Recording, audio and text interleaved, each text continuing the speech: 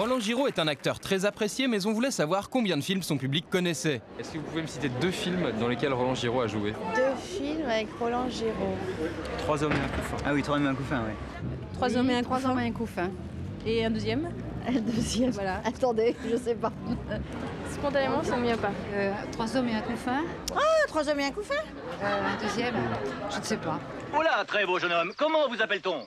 Je me présente, je m'appelle Henri.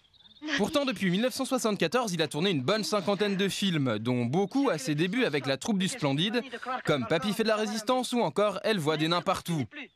Sinon, mon fiancé, le duc de Normandie, pourrait bien vous tancer. Vous l'aviez dit, ce prince est pédé comme un phoque. Je me souviens très bien à l'époque que Colin Serrault ne savait pas exactement qui il était.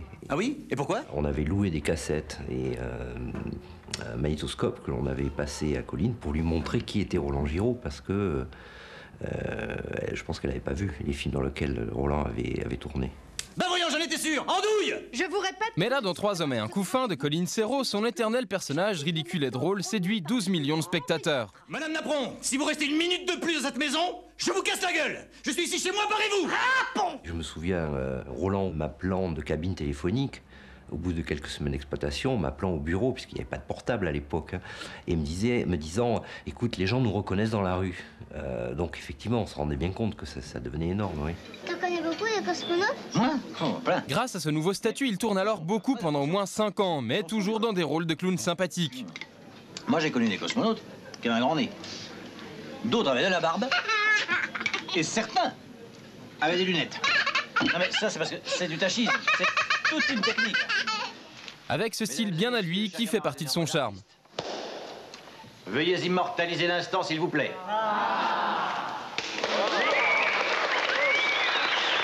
Cependant, cette fois, la mayonnaise ne prend pas et depuis 10 ans maintenant, presque aucun réalisateur ne fait plus appel à lui. Sauf Colin Serrault pour la suite de 3 hommes et un couffin qui sortira en septembre prochain. Il reprend le personnage qu'il avait dans le couffin avec 16 ans de plus. Donc je ne suis pas le personnage n'a pas changé de caractère, n'est pas devenu d'un seul coup quelqu'un d'autre. Donc je ne sais pas si ça va pouvoir changer les choses par rapport à ses emplois. Alors, en attendant, Roland Giraud cartonne en ce moment au théâtre de Boulevard dans Un père et père.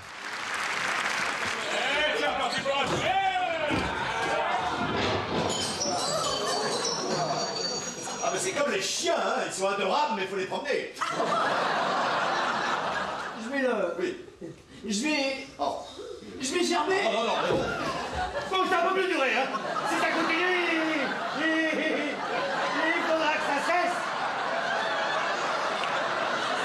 Depuis 25 ans, il reste donc cantonné dans des rôles de type grotesque. Mais le plus fort, c'est que cette semaine, dans VSD, il arriverait presque à nous faire croire qu'il ressemble un peu à son personnage. Il le dit souvent, il le dit, mais je ne suis pas je suis idiot, j'ai un QI très bas. Bon, je pense que c'est un petit peu une coquetterie. Et puis, si vous voulez, j'ai rarement vu des vrais imbéciles reconnaître qu'ils étaient des imbéciles. En général, c'est quand même l'inverse. Roland Giraud, bonsoir. Merci d'être là. D'autant que vous sortez pile de scène, là. Ça va? En bon état? Et le fan club de Doc Gynéco, s'il vous plaît, 1 seconde. C'est exagéré. C'est gentil, mais c'est exagéré parce que j'ai encore rien fait. Valérie Payet, bonsoir. Bonsoir. Aujourd'hui, on parle beaucoup de France 2 puisque vous présentez le loto depuis quelques semaines. Oui, depuis le 5 janvier. Depuis le 5 janvier sur France 2. Vous venez de Canal+, vous avez présenté Nulle part ailleurs. Et entre autres, et vous allez nous raconter ce que vous faites au loto, hein, sans vouloir être désagréable. Ça vous agace pas d'ailleurs quand vous réduit souvent à ex-présentatrice de Nulle part ailleurs? Bah si, parce qu'avant Nulle part, enfin ça a été une aventure de 7 ans et Nulle part ailleurs a été une mini-aventure d'une année. Oui, vu de l'extérieur, c'était l'apogée. Mais intimement, est-ce que j'en ai vécu? C'était pas l'apogée, non, c'était pas cette année. On vous comprend. Et puis, notre camarade, Doc Gynéco, ça va? Ça peut aller, ça va. Vous n'étiez pas là la semaine dernière, pourtant Joey Star a parlé de vous. Hein. Exact. Il a balancé. Hein. Non, on faisait une chasse au sanglier. Je peux plus venir. Doc Gynéco, vous savez peut-être que dans cette émission, mais comme vous jouez au théâtre, vous l'avez certainement pas vu, il est chroniqueur cinéma ici. Oui, mais je vous regarde de temps en temps quand même. En vous remerciant, monsieur Giraud. Je peux, parce que je rentre très vite après le théâtre. Parce que direct à la maison. J'ai rien d'autre à faire que d'aller me coucher, parce que c'est très fatigant. Alors donc, je vous regarde, je vous ai vu la semaine dernière notamment. Et mais il était pas là. Un peu où je mettais les pieds aujourd'hui. Oui, pour savoir si c'était fréquentable ou pas comme endroit. Vraiment aussi caustique qu'on le disait. Non, franchement, ils sont pas. Non. Ben non, en réalité pas du tout. Le climat est exquis, moi je trouve. Franchement, je vois que des gens souriants. Eh ben alors. Et Bruno, comme cette semaine il n'y a pas de film à aller voir, on lui a dit mais est-ce que tu veux pas aller voir la pièce de Roland Giraud? Elle cartonne. Télérama. Parce qu'il n'avait pas forcément envie, c'est ça. Moi, je n'invite jamais personne au théâtre, moi. Jamais. Personne, jamais de général. Si les gens veulent venir, ils viennent. Vous avez peur que. Non, mais moi des fois on me dit viens, tu viens me voir, hein, tu viens me voir dans ma pièce. Et des fois j'aime beaucoup les gens, mais j'ai pas forcément envie de voir leur pièce. Je suis très gêné, quoi. Vous aviez envie, Bruno, d'aller le voir? Pas du tout, il me l'a dit tout à l'heure. Ah bon, menteur. Si, il m'a dit. Il ment grave. C'est mon métier. C'est mon métier, de menteur. Acteur? Ah ouais, bien sûr. Acteur. Non, j'avais envie d'y aller. Menteur. Non, je voulais connaître. Oui. C'est la première fois que vous mettiez les pieds au théâtre de la Michaudière? De la Michaudière, oui. Ouais. Et alors? Bon. Ben, il ira plus. C'est la dernière fois. J'ai travaillé sur ta pièce. Ah bon? Oui. C'est gentil. Enfin, c'est gentil. Et en plus, il est même pas payé pour ça. Ça. Moi, oui, par contre, heureusement. Moi, cette semaine, j'étais prêt. J'attendais que la production me dise « Bruno, tu vas aller voir Les 8 femmes de François Ozon ou alors Maria Carey dans son film Disco Glitter. » Bref, un truc normal. Parce qu'entre nous, les films français compliqués, j'ai déjà donné. Et la surprise, on me dit « Tu vas aller au théâtre ce soir. » J'ai pensé que ça allait me rappeler quand j'étais petit. J'allais en famille rire sur les boulevards avec Jean Lefebvre, etc. Ça n'a pas... qui était déjà vieux quand j'étais jeune et ça n'a pas changé. Le boulevard non plus n'a pas changé. Là, on était à la Michaudière, ça sonne comme micheton mais ça n'a rien à voir. J'ai été voir Roland Giraud et sa troupe dans Père et Impair. Bon, je vous résume vite fait. Un microchirurgien qui a la Légion d'honneur va faire un discours, mais en fait, il retrouve son ex qui lui apprend qu'il a un fixe punk. Le fils vient retrouver le père, font un boxon monumental et finit par se choisir un autre papa. On a tout compris, en plus, Bruno. Ça paraît compliqué, dit comme ça, mais c'est simple. Et ça respecte le principe de base du boulevard. Les portes claquent, il y a des quiproquos et plein de cocus. L'infirmière veut fourrer avec le chirurgien qui lui-même veut se taper sa secrétaire pendant que sa meuf officielle lui apprend qu'elle fourre depuis des années avec son interne. Ah bah c'est pour vous alors tout ça en fait, il n'y a pas de problème. Bon, moi ce qui m'intéressait autant que la pièce c'était son public et là je n'ai pas été déçu au début en voyant tous ces gens qui ne pensaient qu'à leur retraite prochaine. Ça m'a fait retomber en enfance. Mais au bout d'un moment, j'ai eu un flash. Et c'est moi qui ai eu l'impression d'avoir 100 ans. En tout cas, ça m'a appris plein de trucs sur le rire français. Moi, je pensais que ce qui faisait rire les vieux, c'était l'humour gaulois. Et en fait, c'est l'humour noir. D'ailleurs, ma voisine était pliée en deux quand l'infirmière africaine prend l'accent de Michel Leb pour dire qu'elle n'est pas la sorcière de la tribu. Ce qu'il faut dire aux gens, c'est que Père et Impair est une pièce faite pour ceux qui n'ont pas l'habitude d'aller au théâtre ou au cinéma français. C'est vrai, 12 mecs et nanas qui mouillent leur blouse blanche en live, ça peut être moins chiant que se taper un film, un télo qui se la raconte. Franchement, je suis pressé d'être vieux moi aussi pour pouvoir pleinement kiffer devant un vieux de Donné ou une Ariane du 3e âge.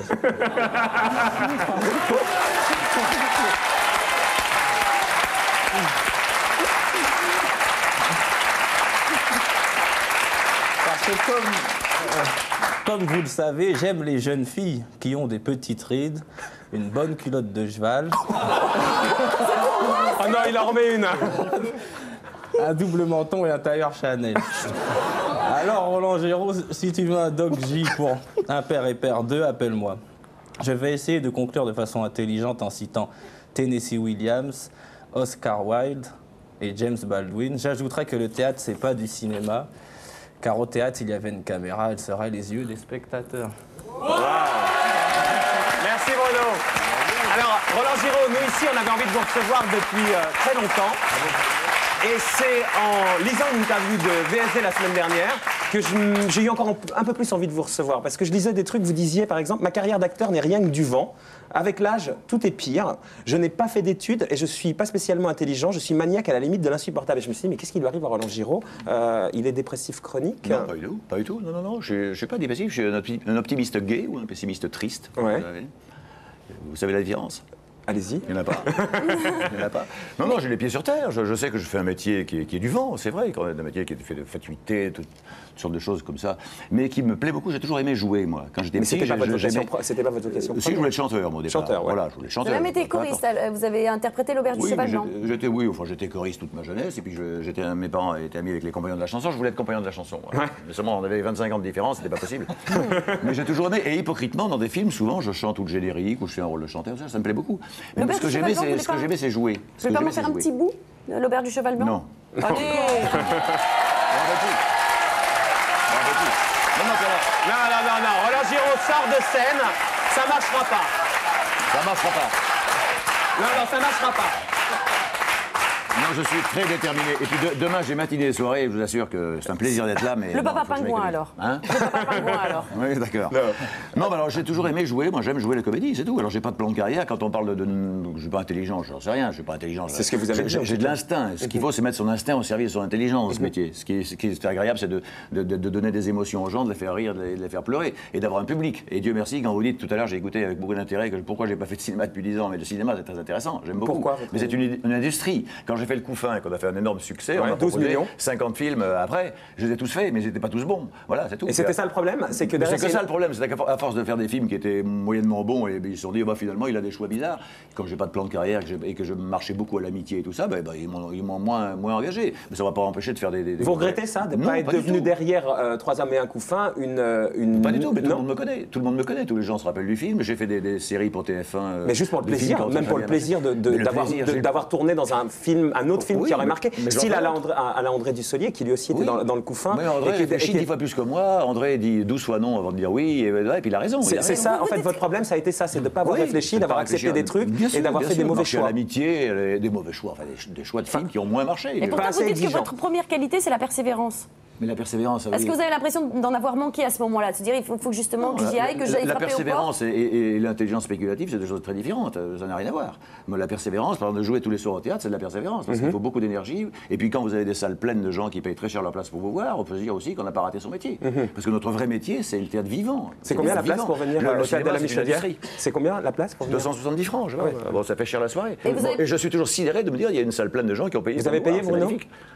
Ah bah non, invité, c'est normal. Et vous avez plus de jouer au théâtre qu'au cinéma? Très honnêtement, j'aime beaucoup le cinéma aussi, mais au cinéma, quand on est bon, c'est pour toujours. Quand le film est mauvais, c'est pour toujours. Au théâtre, on peut s'améliorer tous les jours. Vous comprenez? Et puis d'avoir la sanction directe du public tous les jours, c'est quelque chose d'absolument magnifique. Vous avez trouvé votre bonheur là. Oui. Et sans aucune frustration. Oui, on a fait la suite du Couffin qui va être aussi bien que le premier, et puis ils vont m'en proposer d'autres. Vous croyez que c'est comme ça que ça marche? Évidemment, vous pariez? Non, mais je veux bien vous croire parce que moi, j'ai jamais fait ça. Des entrées, ils vont me dire, finalement, il est toujours bon. Et donc derrière, c'est aussi cynique que ça finalement. Vous allez faire des entrées. Oui, je ne fais pas d'illusions dès qu'il y a beaucoup d'argent en jeu. Voilà, c'est tout. Et là, vous serez plus exigeant après, dans les choix qu'on va vous proposer, vous feriez moins de... Oui, parce que je suis un peu plus fatigué qu'il y a 15 ans, et que je ferai plus attention, c'est sûr. Mais aussi pour essayer de marquer autrement? Je sais pas, parce que par exemple, j'ai lu que vous disiez une fois que vous ne vouliez pas jouer des acteurs grinçants, méchants, enfin des rôles de grinçants, méchants.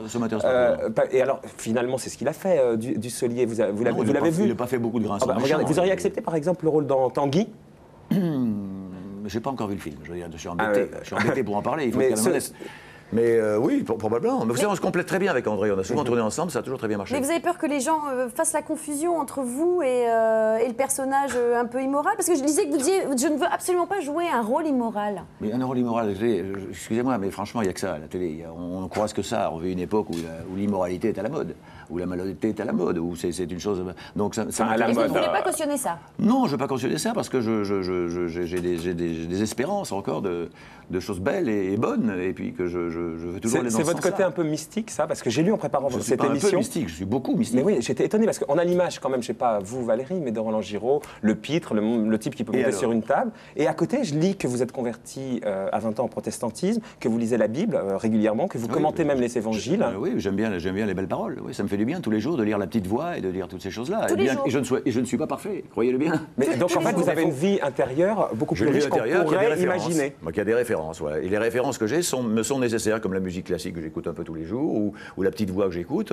C'est quoi la petite voix que vous écoutez? La petite voix, c'est un bouquin d'origine comme ça chrétienne, on peut dire, entre guillemets, qui dit tous les jours de ne pas se laisser abattre et puis qu'on est là de passage. Et ça vous a aidé en quoi? Ça m'aide en tout. Mais en quoi? Je veux dire, dans ce que vous pouvez raconter publiquement. Toutes les choses laides de la vie qu'on côtoie tous les jours, et toutes les choses pas jolies, quoi, et qui sont nombreuses. Est-ce que ça vous a permis, d'un point de vue professionnel, à prendre du recul avec ce métier-là et de ne pas déprimer quand vous avez proposé les films que vous méritiez peut-être? Ça ne soit pas une grosse déprime, ça. Parce que j'ai toujours très bien gagné ma vie, vous savez, en plus. Alors, donc, j'ai pas. C'était ça le critère premier, le fait de gagner sa vie? Non, c'est pas le critère premier, mais je ne peux pas avoir de regret de ne pas faire de film alors que je gagne très bien ma vie avec le théâtre et que je trouve que je suis très gâté. Bah si, parce que vous pourriez vouloir une autre carrière, même si vous gagnez très bien votre vie par ailleurs. Non, je veux pas d'autre carrière, je suis très heureux comme ça. Je trouve que je suis un privilégié, que je fais partie des miraculés de la vie. Voilà, et alors ça vous a permis quoi? Je vous ai coupé sur la petite voix intérieure. Ça me permet de tous les jours d'avoir une bonne petite parole pour démarrer la journée. Et puis voilà, et c'est une chose qui me plaît beaucoup parce que c'est plus du tout à la mode et je suis très contre la mode. Vous êtes très content. C'est marrant, on n'a pas cette image-là de vous. Tout ce qui est tendance, ça ne me branche pas. Regardez comment je suis habillé. Bah non, vous êtes bien habillé. Je sais pas ce qu'on dit. Qui vous dit ça? Vous avez un côté les gens tendance. C'est parce que vous avez un côté un peu pasteur, c'est ça? Ah non, ça veut rien dire, pasteur. Bah ça veut dire quoi? Ça veut rien dire, un côté pasteur, ça veut rien dire. Un côté un peu sobre. Je connais des pasteurs qui sont chiants et pas intéressants, et je connais des dans le curés qui look. sont passionnants. Non mais il disait ça parce que vous étiez en noir. Ah, mais je suis en noir parce qu'on m'a demandé d'être en noir. Qui vous a demandé d'être en noir? Ils sont en noir aussi un peu. Même Ariane, elle est en noir. Bah oui, mais zut. Il y a que vous qui... On a mis un peu de couleur. Et puis ça amincit, vous savez, c'était... Ariane? Bah c'est pour ça que j'en mets du noir. Il vous a taillé encore le doc gynéco, hein? Oh, il m'a taillé? Non. Non. Des lilas la semaine prochaine, doc gynéco. Vous parlez justement, pour revenir sur le protestantisme, vous disiez que Jospin, vous en avez marre de cette image de Jospin protestant égale sinistre. Et vous dit ça, moi? Oui. Et vous disiez même que vous le connaissiez, et qu'il était beaucoup plus drôle que cette image de protestant qu'on lui prête. Il est très sympa, mais je ne suis pas sûr en plus. Il est d'une famille protestante, contrairement à moi, mais je ne suis pas du tout sûr qu'il revendique ça tout le temps. Pas du tout, pas du tout. Puis il faut savoir une chose pour les gens qui ne savent pas, qui sont légion, c'est que protestant, ça veut dire qu'on proteste. Ça veut dire qu'on témoigne pour. Protestare. Voilà. Bah oui. Ça pose, hein? Bah oui, il faut savoir. ça pose. Excusez-moi de revenir à des choses plus terre-à-terre, hein, à 3 hommes et un coup fin, la suite. Terre-à-terre, c'est très bien. C'est un très beau film. Vous allez voir, il va cartonner. Combien, à votre avis? Allez-y, soyez terre-à-terre avec moi. 12 millions, hein, le premier. Le premier 12 millions, celui-là, il fera au moins 6, parce qu'il y a quand même toute la rien que par nostalgie, les millions de gens qui l'ont vu et qui voudront par curiosité voir ce qui s'est passé. Comme pour Casimir, quand on le revoit tout le temps, on a envie de revoir. Quoi. Non, mais Colline a beaucoup de talent, et puis elle le peaufine depuis longtemps, son film. Je peux vous dire que... Ils ont vieilli, là, vos deux petits camarades, Boujna et Dussolier, quand vous les avez revus, vous êtes trouvés qu'ils... Plus que moi, oui. Plus que vous? Je pense pas qu'ils ont une hygiène de vie comme la mienne. Vous êtes sérieux, là? Non, je suis sérieux. Mais vous aviez gardé des contacts avec eux? Non, je suis sérieux, vous dites vous rendez compte que... Non, pas du tout. C'est ce que vous venez de dire, non, je suis sérieux, vous êtes rendu compte. C'est un lapsus appelé. Oui, révélateur, c'est ce que je veux dire, ouais. Est-ce que c'est vrai cette rumeur, cette légende qui court dans le métier, c'est qu'au moment de 3 hommes et un coup fin 1, comme la critique, on ne savait pas que ça allait marcher, évidemment, c'était une petite production qui avait produit, on vous a proposé d'être au pourcentage et pas au cachet. Il paraît qu'il y en a 2 des 3 qui ont accepté le pourcentage, et le 3e a pris un cachet. Alors lui doit s'en mordre les doigts. Tout est faux. C'est vrai qu'il y avait un cachet, mais c'est vrai aussi que Jean-François Le Petit l'a ensuite réajusté. Et il faut le dire, parce que c'est très rare que des producteurs, après un succès, donnent plus aux acteurs. Hein, c'est comme s'ils reprenaient le cachet parce que le film ne marche pas, oui, c'est très rare. Et donc il a été réajusté comme nous. Pour l'époque, c'était pas mal, oui. Combien? Je sais pas, à l'époque, j'ai gagné 2 millions ou 2 500 000 francs. Ouais, c'est même pas mal. Ouais. Ce qui fait en euros 300 000. Valérie, non? Non, mais c'est au loto, vous manipulez plein de chiffres, vous devriez savoir. Je suis blonde avant toute chose, foutez-moi la paix. Vous avez dit en tout cas que vous travaillez pour vivre et pas l'inverse. Par rapport à tout ce que vous venez de dire, vous aimeriez que ça soit arrêter de bosser? Et là, vous bossez arrêtez, vous bossez parce qu'il faut payer, je sais pas... Il faut payer beaucoup d'impôts, bien sûr, mais moi, je ne dépense qu'un quart de ce que je gagne, donc je ne serai jamais pris au dépourvu par le fisc. Il est vachement sérieux et tout. C'est prévu, vous faites vos comptes. J'ai toujours dépensé le quart de ce que je gagnais, puisque tout le reste n'est pas à moi. Pas comme la Paillée, enfin comme Valérie Paillée, excusez-moi. Je veux pas être pris à la gorge comme certains de mes camarades qui ont été imprudents. Donc, Bruno, vous? En plein contrôle. C'est pas vrai. Terrible, il n'a pas été prudent, alors. Il n'a pas été averti. Non. En plein contrôle. Ouais. Et alors, ça va faire mal? Pour l'instant, pour... Ah, c'est pour ça qu'il veut pas qu'on le paye, c'est pour ça. Je viens de comprendre. 3 hommes et un coup fin, vous aviez vu? Ouais. Et alors? Je me souviens plus. Bon, quand même. Ouais, 3 pour lui, c'est vieux, pour moi, c'est hier. Un bébé. Ouais, c'était pas mal. J'ai déjà sur Canal, c'est passé il y a longtemps. C'est passé d'abord au cinéma avant Canal, hein, vous êtes au courant? Non, j'ai dû le voir à la télé. Ouais, c'est possible. Il y a toujours la délicieuse Philippine. Bien sûr, c'est les mêmes, c'est exactement les mêmes 16 ans après, ce qui est d'ailleurs rare au cinéma de faire les mêmes. Le bébé n'est pas le même. Le bébé n'est pas le même.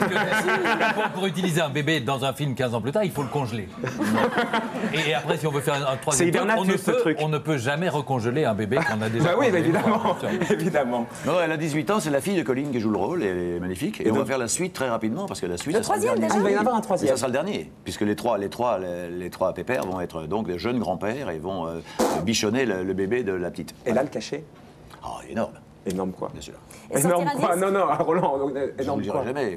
Vous avez dit 2,5 millions tout à l'heure. Non, mais c'était pour le premier. Eh ben oui, celui-là, moi. Eh ben multiplié par 18 ans. On va toucher 18 fois plus, quoi. Non.